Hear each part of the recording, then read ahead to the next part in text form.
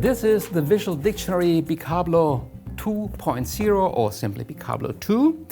After our first visual dictionary, we really thought, I think we got all the images that we need, but working in a lot of processes and a lot of trainings, we found out there is a much huger desire and need for good visuals. So this was the starting point of bikablo 2.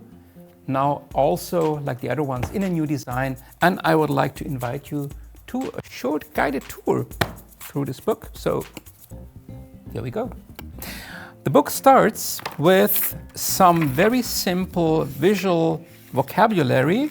It's not a repetition of the content of bikablo 1. It's rather an extension. So you find new images here. So this is possibly the basic vocabulary that you will also use for your further career as a visualizer. So that's the first two chapters. We got some people, some figures that you can copy here. Then we got a chapter of poster templates. So maybe you have already used them in your special way. You can copy them here. And we also have some more sophisticated templates that somehow are connected to methodologies that we use here.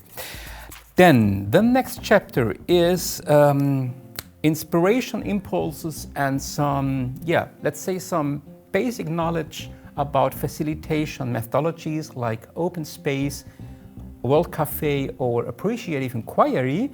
But even if you don't use these methodologies and these technologies, you can use the images because it's somehow universal knowledge that is visualized here about people, about process, about change, and about communication and dialogue. So get inspired and use the pictures in a way that they suit your purpose and your projects.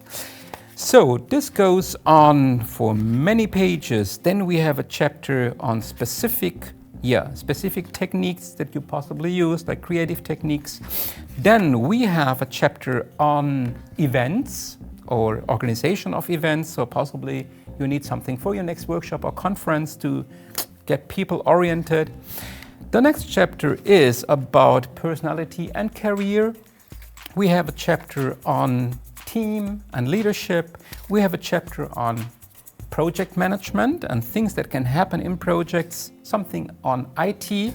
So this is much required nowadays. And the last chapter is about economy, organizations, company structures, and so on.